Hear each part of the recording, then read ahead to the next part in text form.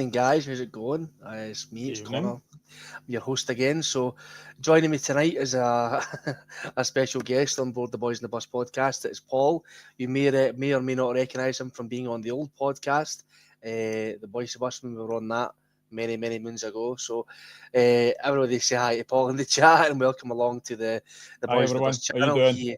He may be a recurring guest on the show for the future as far as we go along. So everybody be nice and welcome to Paul while he's here, because I know we've got a rowdy bunch in here. So, but before we get stuck into everything, we catch up on the week's events. Please, guys, don't forget to like, share, subscribe to the channel down below. Hit the notification bell if you want to be notified when we do go live. You can become a channel member for the Boys in the Bus. If you click the notifications and if you subscribe to that, totally optional. It's just if you want to do that, it's totally up to you. Just a wee optional thing.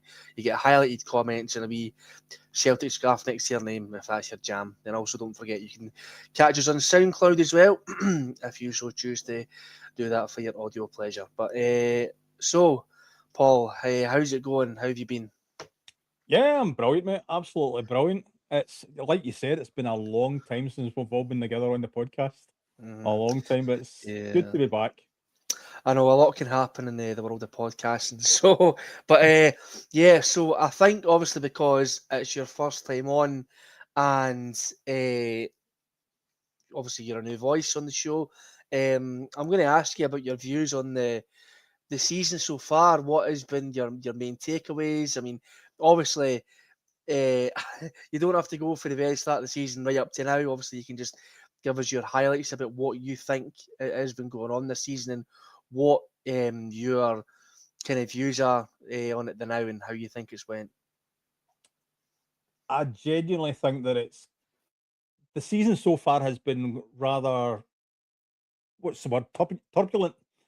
What do you call it? I actually think that the way it started, I thought that it genuinely, the first couple of months was a nightmare, I think, for me.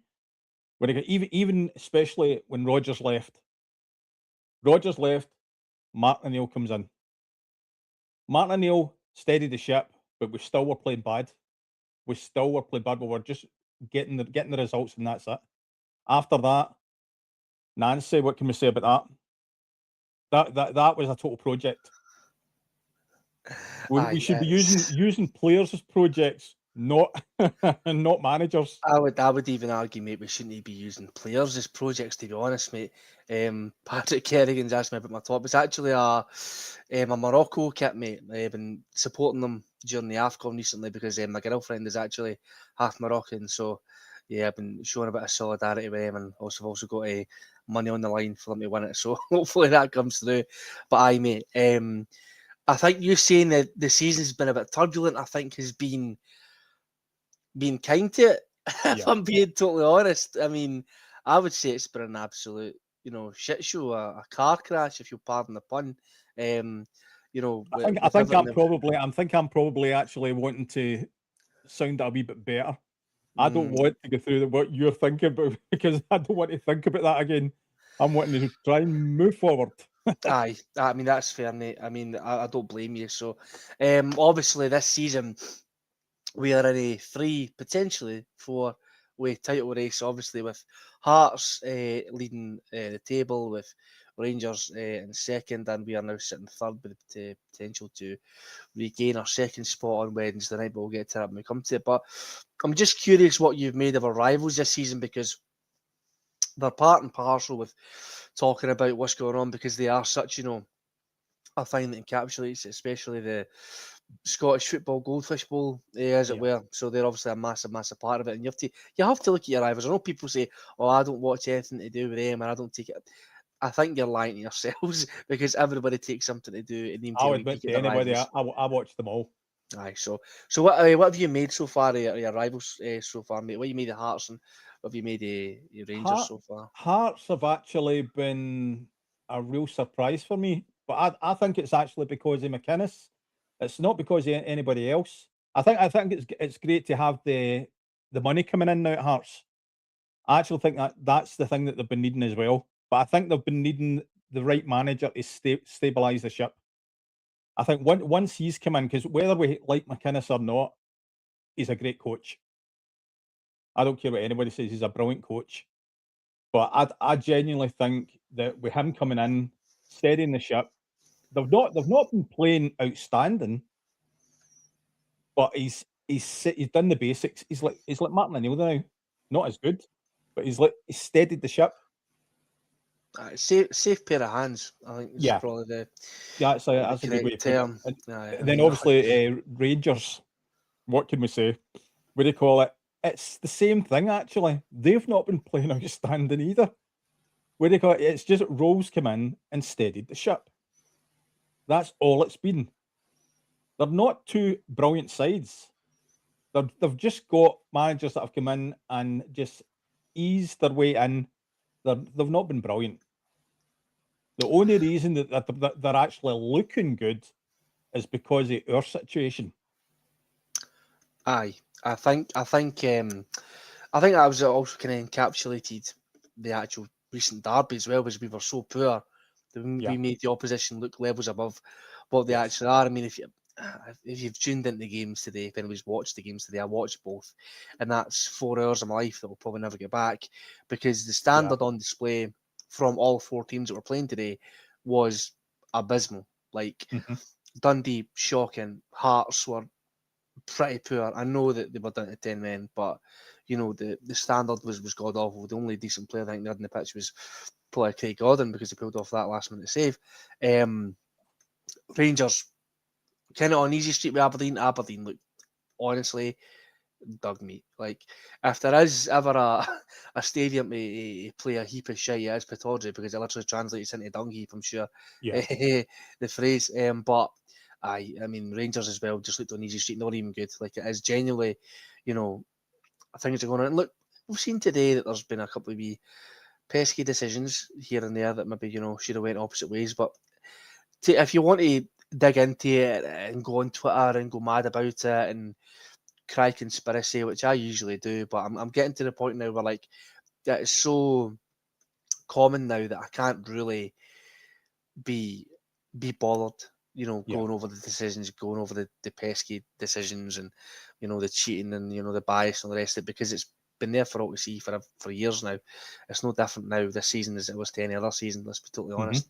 But the fact that I think we are in a title race, and we are not first in the title race, with 2 teams that are as absolutely shambolic as they are, Paul, I think that goes on to show how poor this season has been for us, and it just shows the absolute crazy levels of negligence by the board and what a colossal fuck up they have made in this season so far. Because if you look at what we're up against, this season, mate, we didn't need to go and spend like 20, 25 million on players, right? Even if we had spent an extra 5 on top of what we'd spent around and gotten a couple of other decent players in, maybe spent a wee bit more on higher caliber players than the dross we've brought in, right? Yeah. And just gotten in a few, not as many as we've got now, just a few decent players. I think we'd be miles ahead in the league now, if I'm being totally honest. Yeah, you know, so. Yeah, I actually think that it's amazing though, like you're saying with Aberdeen and how bad they're playing. It's amazing that the only team that's actually had wins against Aberdeen this season has been Nancy. That shows you how weird this season it's been, that he actually got a win against Aberdeen. I mean, totally weird.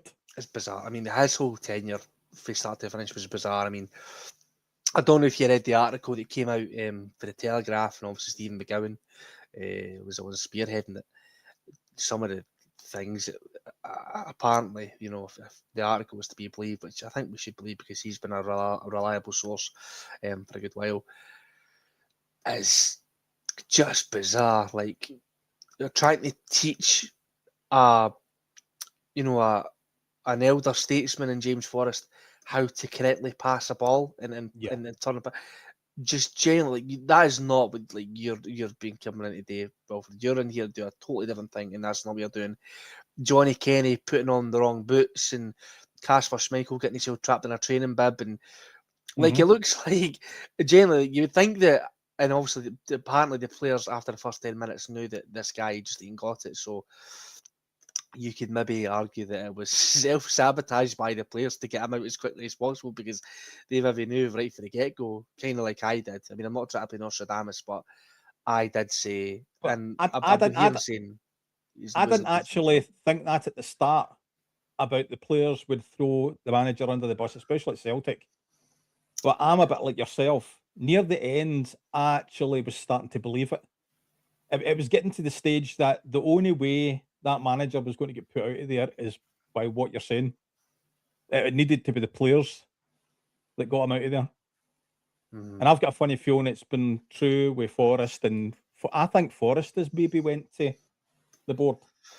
I think a few of the elder statesmen have went to the board. Well, the rumour is Callum McGregor stormed into Michael Nicholson's office one day and just said that this guy is a complete and utter fool and it's going to be a disaster, and obviously they're proven right. But the thing is, right, the players and that can come out and say this and that, but this is the same guy that Michael Nicholson and Dermot Desmond put their names signed, sealed and delivered on statements, on videos saying, this is your guy, we back him all the way. You didn't have to sack him 33 days later. Like, it's just an absolute embarrassment. Like, it's such a bad look, not just for Wilfred Nancy, not just for the players, but for them as well, for the board. And it is just it's just rolling down the hill further, like the collecting fuck up after fuck up after fuck up for the board this season. And it's getting to a point where I'm not even getting that raging about it anymore. I'm actually getting concerned as to how poor our board are. And I'm getting concerned at the fact that it looks like they're not going to be going anywhere anytime soon, despite the fact that everybody in the Celtic Collective, the Green Brigade, the Boys, everybody in the stadium now wants shot of them. Like, I don't even think that 0.5% of the Celtic support want to keep the current board. I think it's an overwhelming, massive majority want to see them gone. And I honestly do not blame them. Wilson and Nicholson especially. Desmond as well, you know? Desmond as well. I actually, now this might be controversial, but I actually don't mind Desmond. I genuinely don't mind Desmond. I know what you're about to say, and I know what a lot of the people in the comments are going to say as well. But I genuinely, you've got to watch what could come in after this. I mean, Paul, if you're going to have a career on this podcast, you're going to have to toe the party line and joining me in my collective hatred of Dermot Desmond. But no, I'm only joking. But Desmond, for me, I think is numero uno. Like, they are, history often repeats itself. There's often, dictators with a mustache that, send things absolutely into shit creek. You know what I mean? So there's often, parallels throughout history, if you know what I'm getting at. But he's the same guy who hardly ever turns up to the stadium, is supposedly the majority shareholder, supposedly the guy who calls all the shots, hardly ever turns up. He's too busy playing golf. He doesn't turn up to AGMs. He sends his son in with crazy handwritten, statements about, decrying the support as people who have no motivation in life besides to criticise the board and stuff like that, and calling us out and showing disharmony. Like, the piss trickles down for the top. Do you know what I mean? So I think it all stems from him. He's maybe not making every single bad decision. Like, we can't put all that on him. But, it starts from there. It falls from the top downwards to every single bad thing that has happened. It starts with him.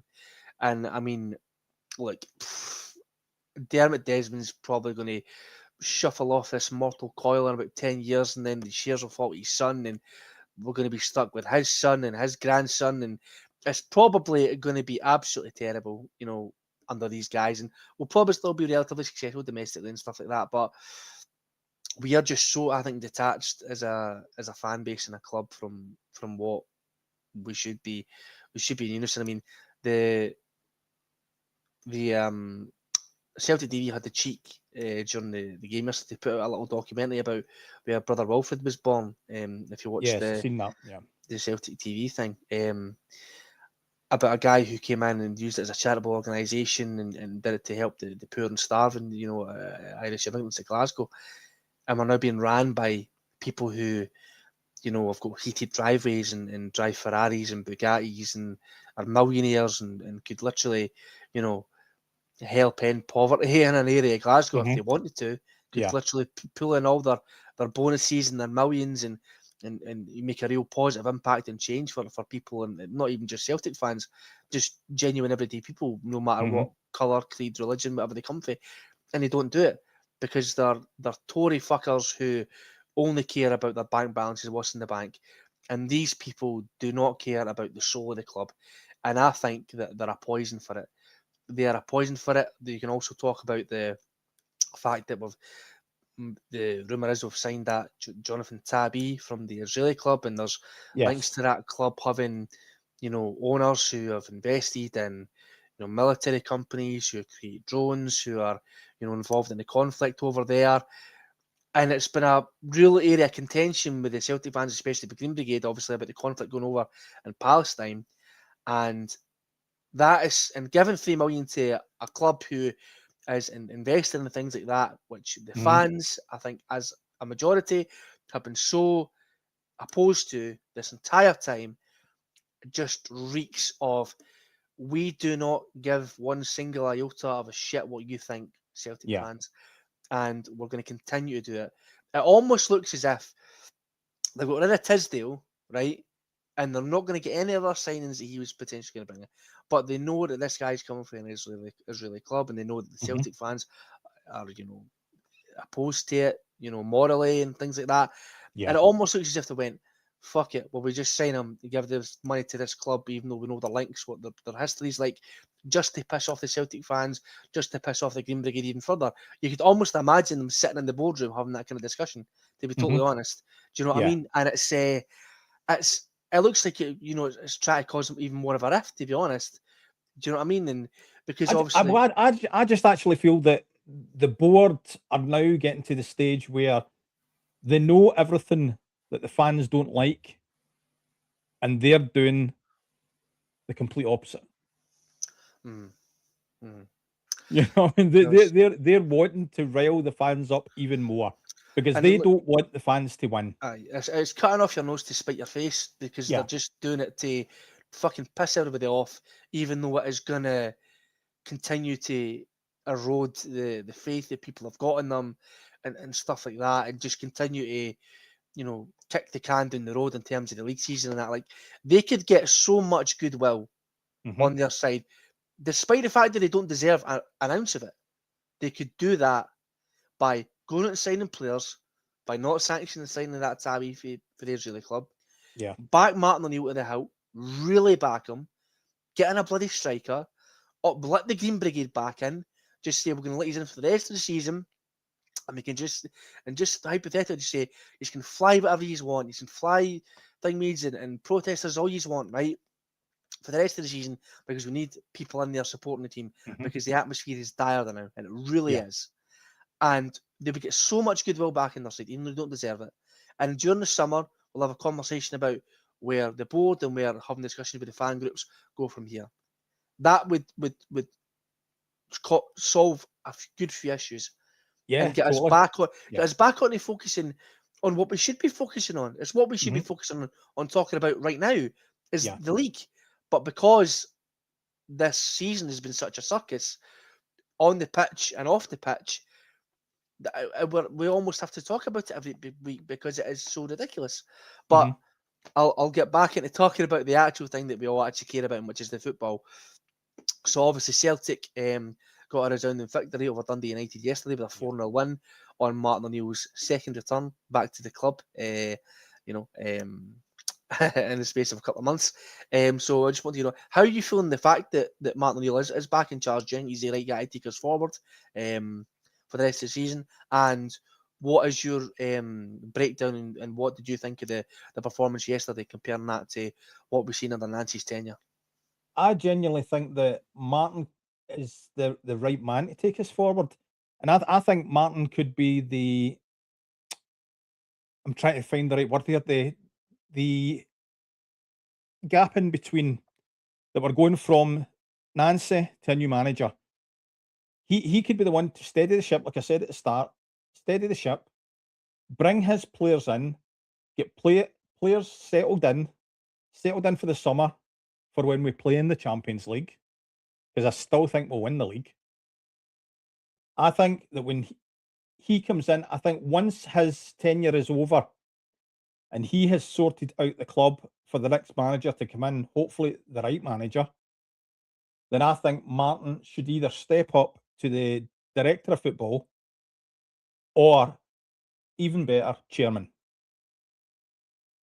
Because I think Martin would be the perfect man to, close the gap between the board and the fans. Yeah, I mean that would be a brilliant forward-thinking move that I think almost everybody would be happy with. But if history's going to repeat itself, which it often does, the Celtic board won't We'll make do the opposite. We'll do the opposite. They'll make the wrong decision on that front, which we all can expect. But what did you think about the game, mate? Were you impressed yesterday? How did you feel about it in terms of what we've seen under Nancy? Did anybody stick out to you? Do you know something that the whole squad did? The actual whole squad, and it's obviously the same squad under Nancy, and it shows you that when Nancy came out and said about, bringing his style of play in, and it's not about the style of play, it's about the performances. Right, I'm sorry, but both weren't there. But the game yesterday, look, when Martin O'Neill brought that same squad in, changed the system back to what they were used to. The players that were there were used to that system.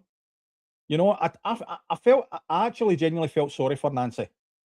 I actually genuinely felt sorry for him because he changed his system. I know I'm saying I feel sorry for him, but at the same time, he shouldn't have changed the system until he got his own players in that could work that system. Yesterday, Martin O'Neill done the old school manager, and that he brought the players into the system that they knew, that they loved, and they knew what to do. So yesterday was a bit, it was breath of fresh air. It was night and day. I genuinely think yesterday's game was the start of our season. I know it's terrible to say right enough. No, I mean, I don't think you're wrong, to be honest. It almost kind of feels like it's we've hit the reset button almost, because obviously Martin's the one that got us back into the title race, really. And Nancy then basically single-handedly fucked up for us. And now Martin's came back to do it all over again, but for a much longer tenure. I mean, I had this feeling yesterday where every game under Nancy, besides his first one, I'll give him that, because I didn't know what to expect. I didn't have any positive feelings about it going into it. But besides his first game, every game after that, I had a feeling like we are going to lose today. There is no chance we get a winner today. Even when we did do it, I didn't feel happy. I didn't feel satisfied. I didn't celebrate any goals of that. I just felt so dejected. The difference between Nancy and any other manager that we've had is that with other managers, you could see the system and the play that we're trying to put into the team. With Nancy, you couldn't. No. And I do think some people were trying to kind of kid themselves on and said, I can see what's going on here. I can see what's happening. I'm like saying, you can maybe see for 20 minutes of a half what we're trying to do, but for the rest of the game, they look absolutely shambolic. So, a broken clock strikes twice, right, once a day, so at least twice a day, sorry.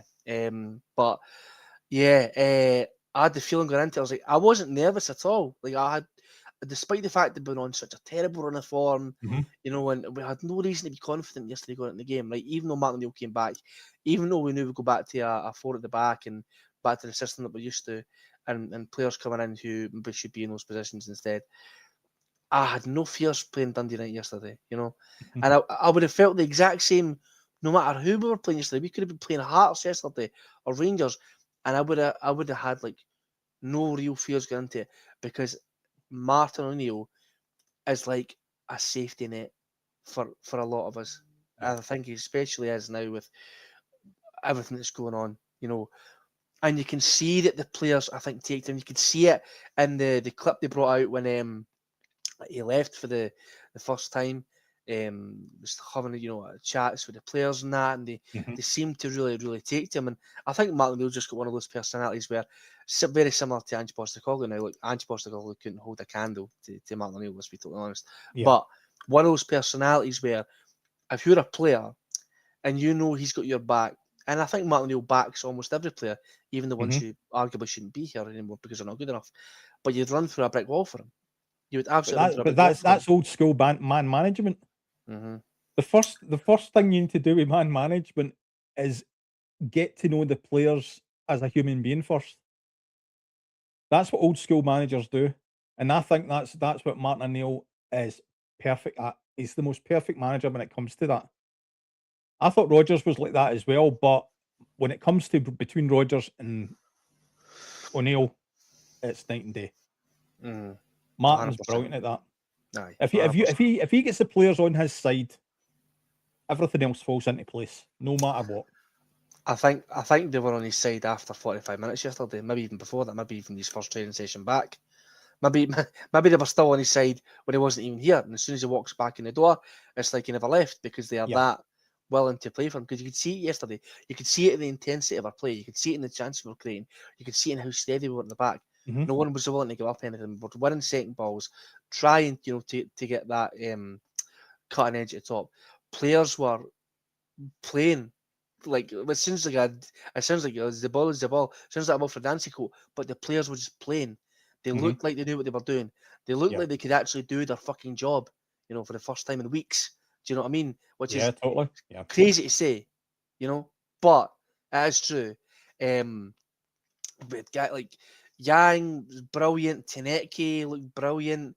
Araujo impressed me as well. Nygren continues his scoring spree again. I mean, I don't like.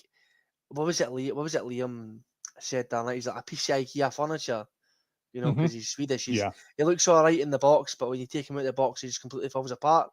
I thought that was an absolutely, brilliant line for the big man because. But for yourself, when you talk about Yang, I'd like to ask you a question if that's okay. That's fine, go for it.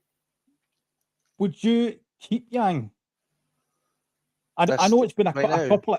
I know a couple of games he's been outstanding, right? But if he done that on a regular basis, would you want the club to give him a new deal, or would you cash out because of how well he's playing? Do you mean this window, or do you mean in the summer? This window. This window, no. You keep him. You keep him to the summer minimum. If he keeps going the way he's going, you have to. Yeah, you have to keep him. He's one of our only creative outlets now, one of them. And obviously there's rumours of getting a right winger in, stuff like that. That Tabby. We have this guy's an unknown entity that we don't know what he's going to be like. Do you know what I mean? So if you sell Yang now, you bring him in, and this guy coming in, I think he's only got 4 goal contributions in 12 games. This guy played in the Israeli league. He's not setting the header light by any means. Now I don't know what the Israeli league's like, and personally, you couldn't fucking pay me to watch it. But I don't imagine it'd be that far off the Scottish league. If that's his only goal contributions in 12 games. That ain't that impressive to me. So he doesn't seem like starting right winger material for Celtic. So I just feel if the Celtic board are thinking about let's get this league over and done with, let's get the league at least this season, like they always do, as long as we're ahead of Rangers. I think that they're wanting to sign that under O'Neill, they're just wanting to sign Scottish Premier League style players. They're not wanting to sign what we actually want just to get us over the line. Whereas I think we should be signing the better players just now, even under O'Neill, because they need time to settle before we start Champions League qualifiers. Oh no, 100%, mate, and that's what we've been saying for years. Is we don't, speculate to accumulate. We don't bring in the players in January so that they can bed in, help us in the league, and then prepare us for the Champions League or the Europa League or whatever next summer. They don't do it. But that's why I'm saying we see the summer window. The summer window is always the most important window. I feel for the Scottish Premier League, for us playing in Europe, it shouldn't be the summer window that's the most important. No. The most important window for us should be January, because then you get the players in that are going to play next season, get them settled and ready to go for the Champions League. I mean, notoriously hard window to January. That's the line that always comes away. But I do think that that's what we should be doing. Like, 100% agree with you on that. But it's not what we're going to do. And it's not what the Celtic board are going to do. Which is why I say that we should be holding on to Yang now. Because he's clearly he's on a good run of form now. And as we all know, the Celtic board like to make money. So if we keep him, he helps us go over the line in terms of a title, in terms of Europe, or winning a Scottish Cup or whatever, right? And he increases his value, you know, that's a win-win for the Celtic board, really, because they always want somebody to sell, because they're more than likely going to sell Maeda in the summer, more likely going to sell Hatate in the summer. And if you got Yang, can you maybe get like, I don't know, 10 million, 12 million for Yang to boot with that? They'll take that every day of the week. Do you know what I mean? And that's what they'll do. They'll take that money and they'll run, and they more than likely won't invest it. But that's what I'm saying is that now, like, we need to keep him there now because he's one of our only options, one of our only decent attacking options now. Because Tenetke had a great game yesterday, brilliant, good for him. He could drop a stinker the next 3-4 games in a row. We've seen it from him. He can go hiding at times.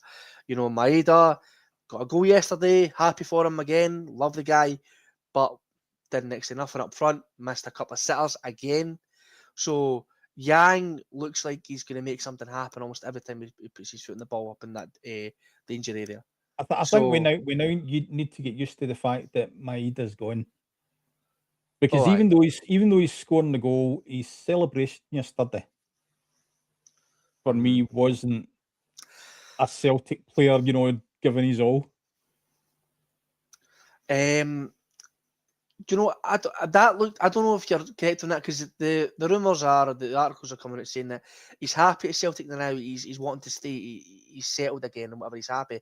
That, to me, the celebration yesterday looked like a guy who was frustrated he couldn't put the ball in the back of the fucking net the entire game, even though he had sitter upon sitter that he missed yesterday.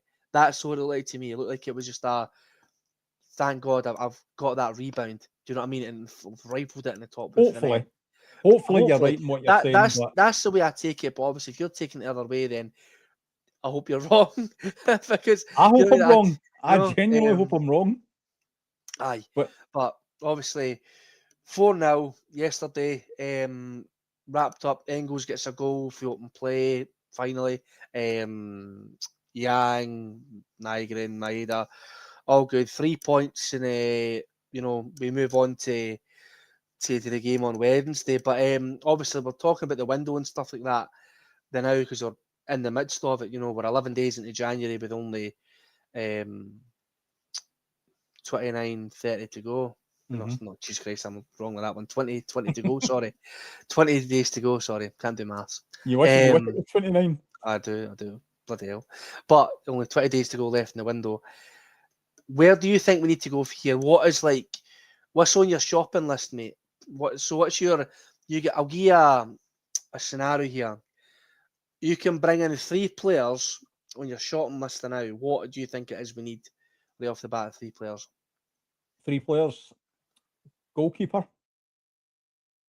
central defender, and striker. Goalkeeper, I'm quite surprised with that one. Obviously, we know we have Schmeichel, who has obviously been taking dogs abuse, rightfully so, because he's been pretty more, you know, not his usual self. He kind of looks done. But you don't have any faith in Sinisalo, no? No, I like Sinisalo. So are you saying I think the reason why Sinisalo is still a wee bit off, especially with some of the supporters, is because he's not getting the game time. If he had more game time, now you seen it the last time he got a run in the team, he was absolutely brilliant, and I felt that sorry for him when Schmeichel come straight back in. But I think that Sinisalo, when he was brought in here, he was a number 1 keeper.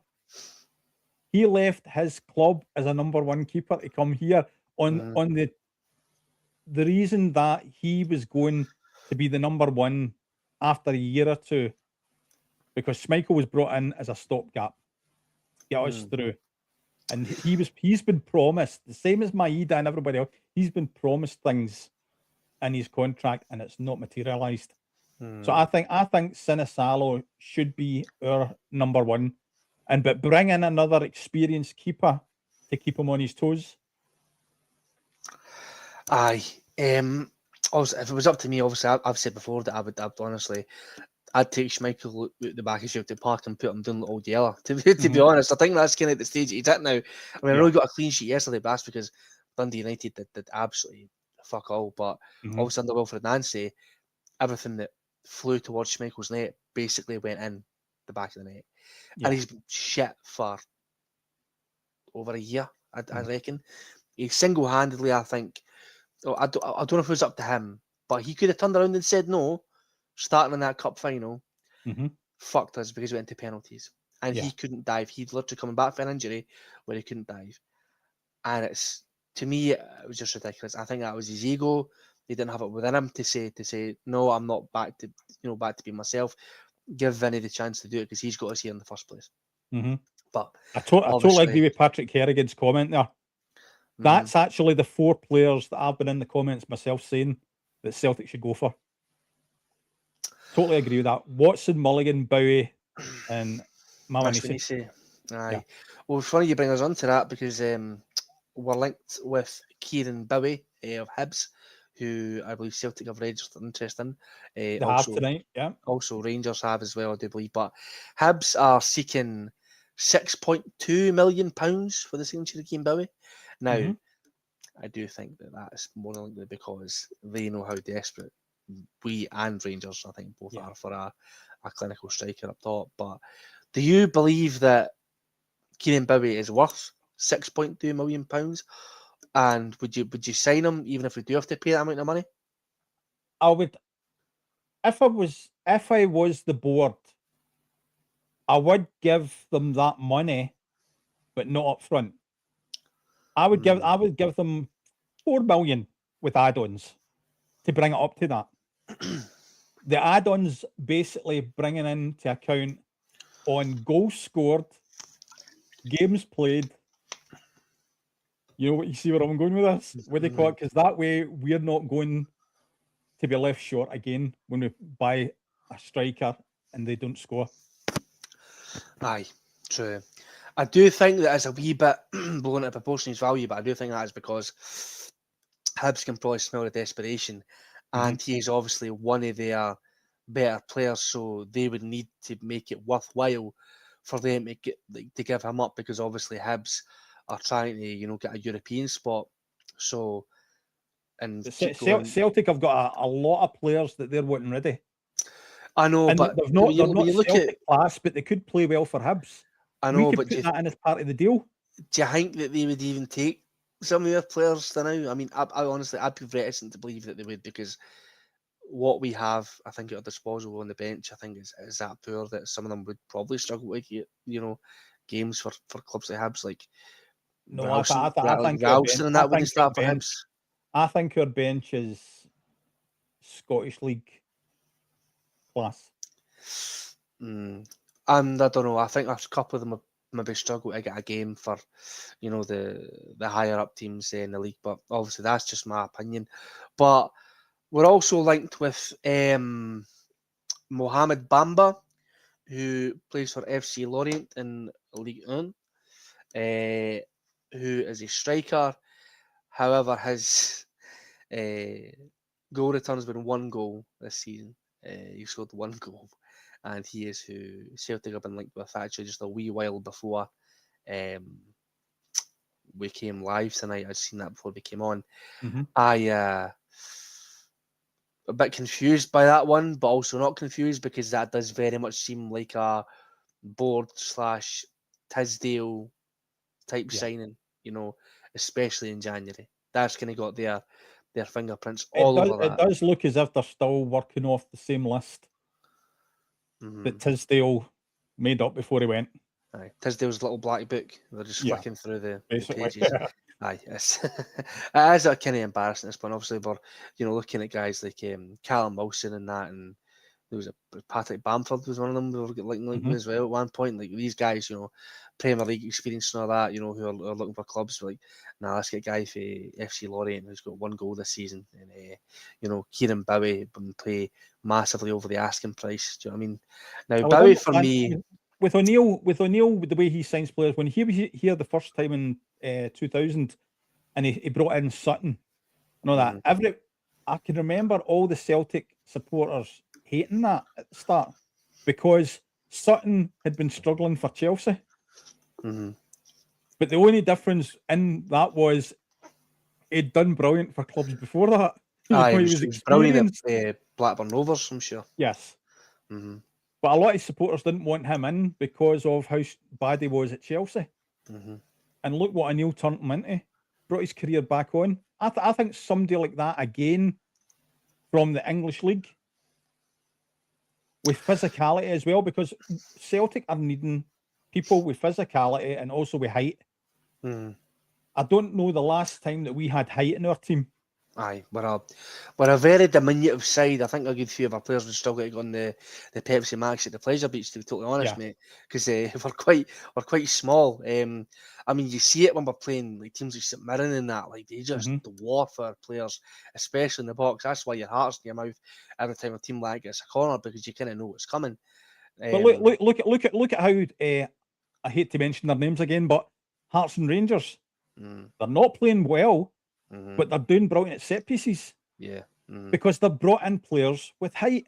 Aye, I think they're literally number 1 and number 2 of teams of getting set piece goals from the league this season. Celtic, for FYI, if you're wondering, guys, for set pieces which don't include penalties, right? So that's from free kicks and from corners. The amount of goals we've scored this season has been one. Which is embarrassing. That is a joke. That Celtic teams like that. I don't know if you've watched the Gary Neville podcast with that the one that Henrik Larsson just did recently. That was brilliant.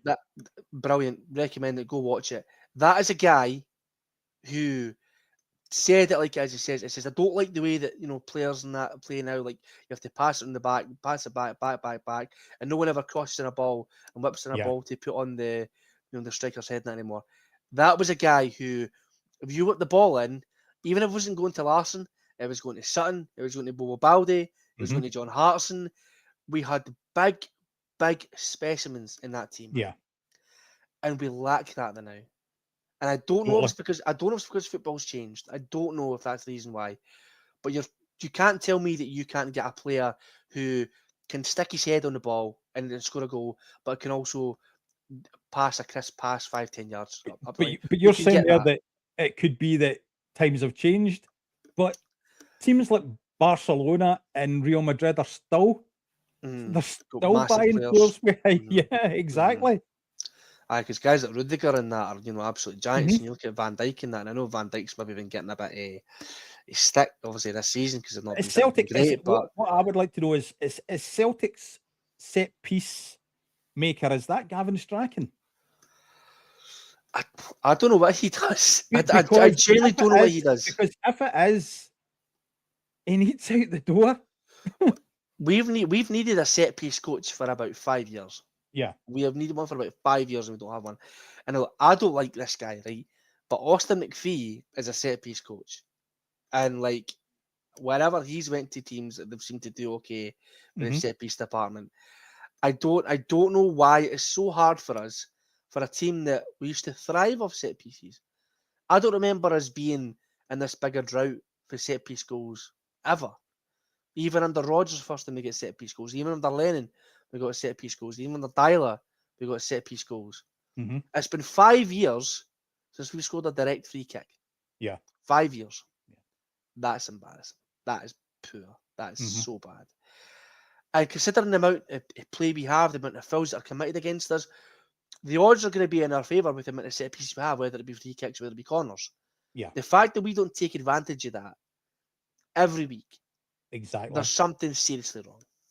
Exactly. And one way to fix that is to get a good fucking striker. To get a good striker who's big, tall, strong, and can put the ball in the back of the net and get on the end of crosses. But that's how I'm surprised with the players that we're getting linked with. Because Martin O'Neill's back in. He's now here for a longer stint than he was before. I know Martin will not be staying quiet. He'll be telling the board what he wants. He'll be wanting people with experience. He'll be wanting people with height, physicality. But yet when you see the players that we're actually being linked with, they're not listening to O'Neill. We're also reticent, right, to just put the ball in the box. Like even if we're like a goal down or it's 1-1, right? And there's 2 minutes left on the clock, and you've got players in the box, and you've got the full back coming up at the wing club.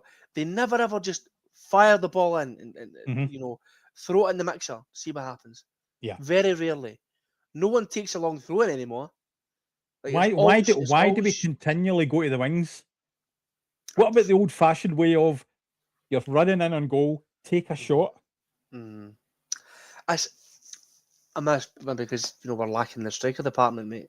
You know, if we had somebody up top who not just strikers that can take a shot. I know, but legs. we're reticent to take shots as well. Obviously, when you're approaching the box, we're reticent to take a shot. I do agree with that, because like I don't know how many times you hear it. You hear for the stands, shoot, and the ball goes out to the wing or goes out to the full back, and you're like, why? Like, where's the point? Because when you're playing against low blocks and that as well, like they can eat up low crosses and that all day long. Yeah, but they might not be able to stop a shot, and for all you know, they could get a penalty at the end of it. Do you know what I mean? That I think that we're quite naive in terms of making the correct decisions when we get into these areas, and I think it's been an issue that we've struggled in that area for like a long time. Especially set piece and stuff like that. Obviously, set piece coach, I think, should be something that we should be looking into yesterday.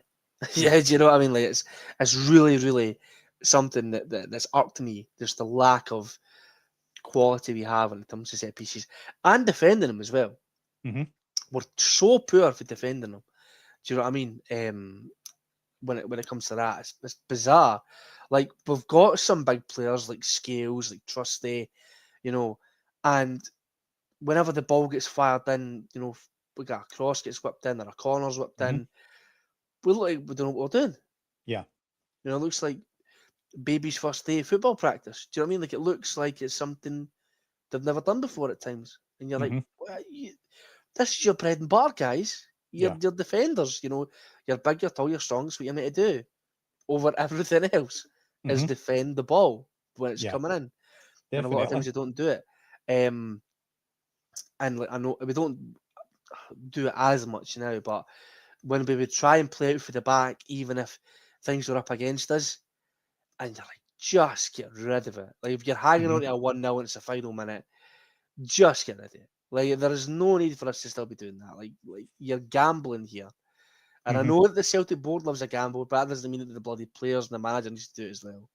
But totally, that's just some gripes that I've had, like, with the way that we've played and that and stuff like that, and things that have we should have been improving on year upon year. Not even the last 5 years, probably the last decade. And we just haven't really done it, to be honest. But Celtic have one of the best goal scoring midfielders in Callum McGregor, and they continually play him in the defensive midfield role. Now, the amount of seasons I've wanted Celtic to bring in a real bruiser at defensive midfield to allow Callum to go forward and stay there. He's one of the best at scoring goals from the central position. Yeah, and you seen him last season, he was on fire as well. And he's kind of just not done it. But every time that you see Cam McGregor like approach the box and he's on the edge of the box, it almost looks as if he's thinking about it, and then he elects to just pass the ball out wide. I just feel our midfield would be amazing with a defensive midfielder just sitting there doing his job and allowing players like Negrin and McGregor to go forward to help the strikers. look, people have said that for years. I've said that for years. We need not like a Brunei, like we need, not Brunei, like a Brunei, like a player like that of that mould, who's there to shore it up and get it from point A to point B and stop, the getting overran in the midfield, because that is an area where we're struggling as well, is getting overran in the midfield. You stop Callum McGregor, you basically stop Celtic. And we've seen that time and time again. Not even just in games against Rangers, we've seen it against Motherwell the other week. Do you know what I mean? This Croatian Canadian player that we've been after, this Segura. I've seen him. It looks amazing. And that's his position. His main position is defensive midfield. But now there's word that the deal's off. Aye, deal looks off.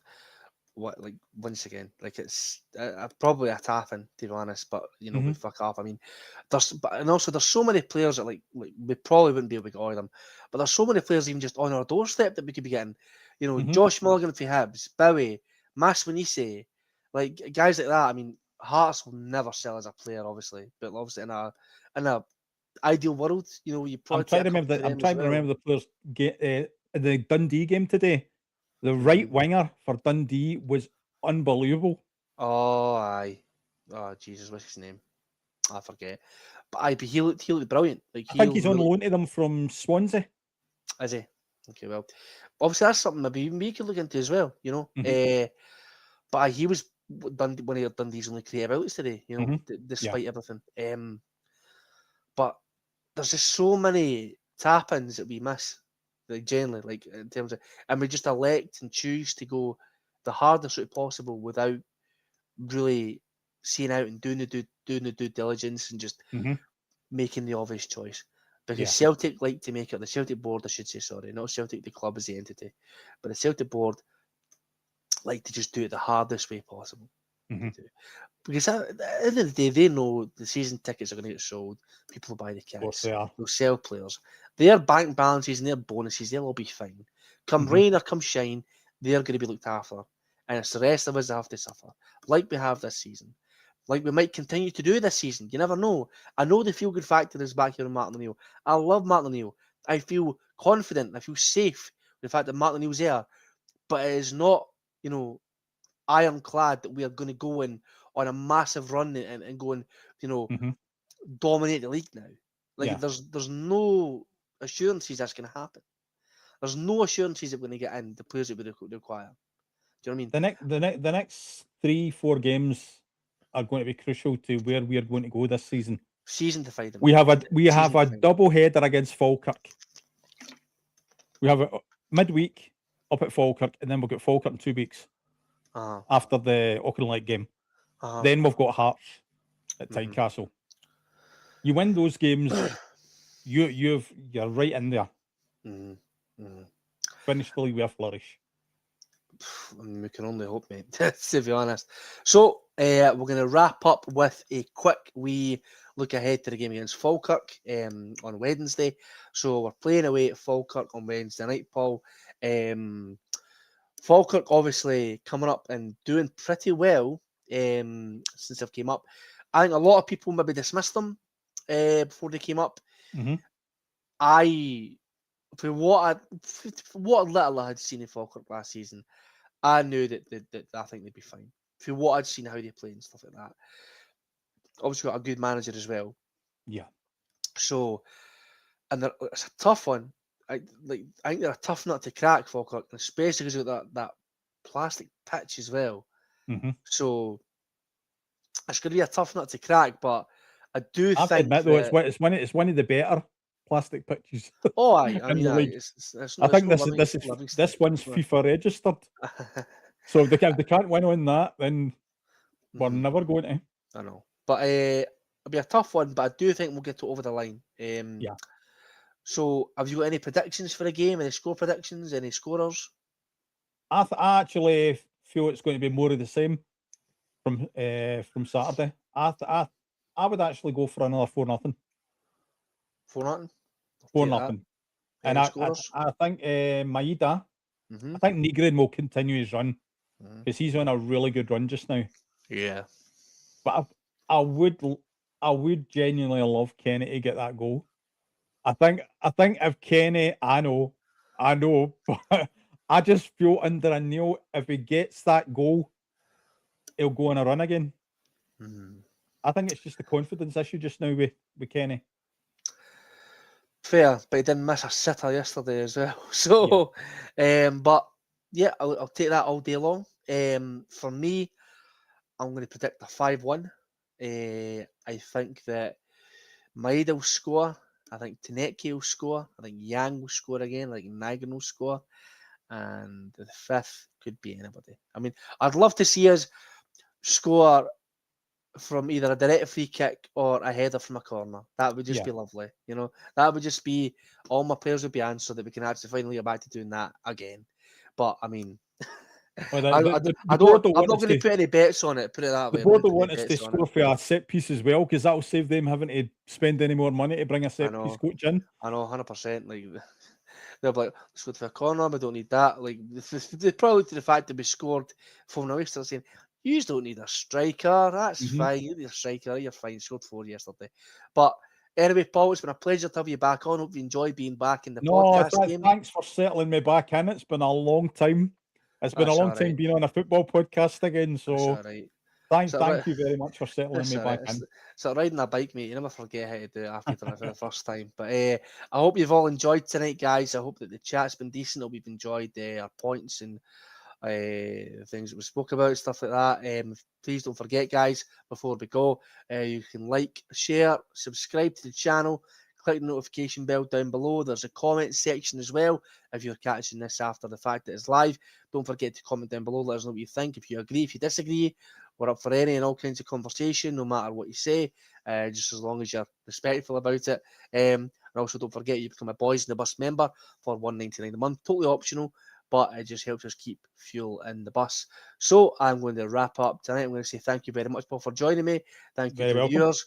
Thank you for the boss, Phil, being working in the background, keeping the engine running. And we'll see you hopefully after the game on Wednesday night with a post-match show with Terry. So see you later, guys. Thank you.